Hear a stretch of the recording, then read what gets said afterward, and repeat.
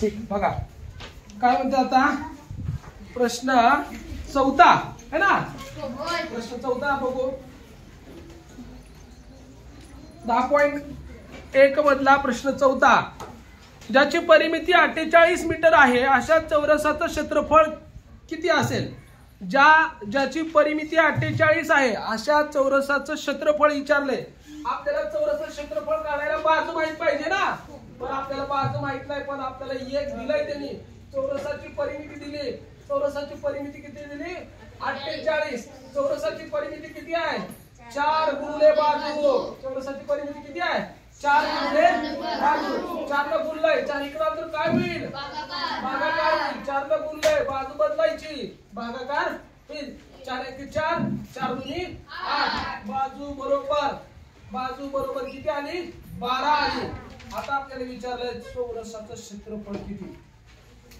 मग आपण सांगू शकतो चौरसाचं क्षेत्रफळ बाजू गुणिले बाजू हे क्षेत्रफळ आहे।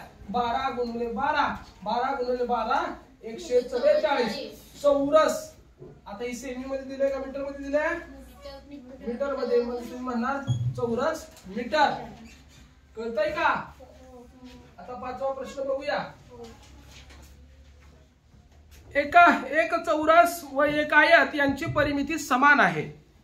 चौरसाच्या बाजूंची लांबी 16 मीटर आहे आणि आयताची लांबी 18 मीटर आहे, तर आयताची रुंदी किती असेल? लय छान प्रश्न आहे। आपल्याला काय विचारलंय बघा, काय सांगितलंय? एक चौरस आणि एक आयत यांची परिमिती समान आहे, म्हणजे हितच आपल्याला आपलं उत्तर येतंय चौरसाची परिमिती आणि आयताची परिमिती हे काय आहे? तो काय आहे? समान। समान म्हणजे काय? बरोबर। याची परिमिती आयताची परिमिती सारखी आहे। चौरसाची परिमिती काय? 4 गुणिले बाजू। आयताची परिमिती काय? 2 कंसात लांबी अधिक रुंदी 4। चौरसाची बाजू दिली बघा, चौरसाची बाजू किती आहे? 16। आयताची लांबी किती आहे? 18। चौरसाची बाजू 16, आयताची लांबी 18, रुंदी जशीच्या तशी ठेवा। हा काय सांगतो बघा, ह्या दोन इथं काय केलंय? गुणलंय। हे दोन उचलून इकडे आला, काय केलं? 4 गुणिले 16 ला 2 न भागायचं, कळलं? 2 इकडच्या बाजूला आलं म्हणून हा कंस निघून गेला।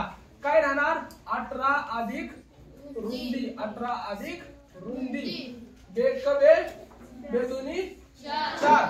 2 गुणिले 16 बरोबर 18 अधिक रुंदी। 16 दोन्ही काय?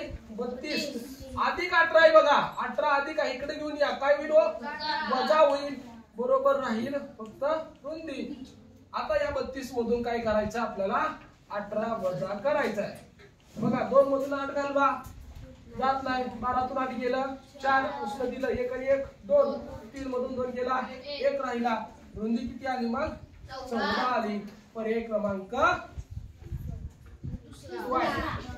क्रमांक दुसरा। 6वा प्रश्न बघा।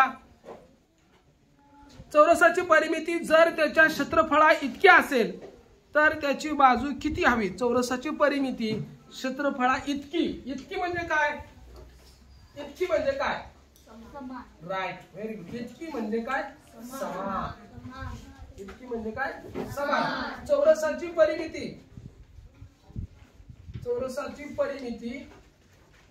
ही चौरसाच्या क्षेत्रफळा इतकी आहे। क्षेत्रफळा इतकी म्हणजे काय? बरोबर, क्षेत्रफळा इतकी म्हणजे काय? बरोबर चिन्ह येईल। आता बघा, तर त्याची बाजू किती हवी बघूया। चौरसाची परिमिती 4 गुणिले बाजू, ही परिमिती सूत्र आहे। चौरसाचे क्षेत्रफळ बाजू गुणिले बाजू। मला सांगा ह्या बाजूने इथं काय केलंय? ही बाजू इकडे उचलून जाणार, काय होईल?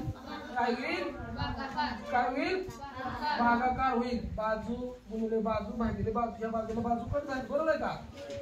आहे ना? आता मला सांगा 4 बरोबर बाजू राहील, मग बाजू किती हो?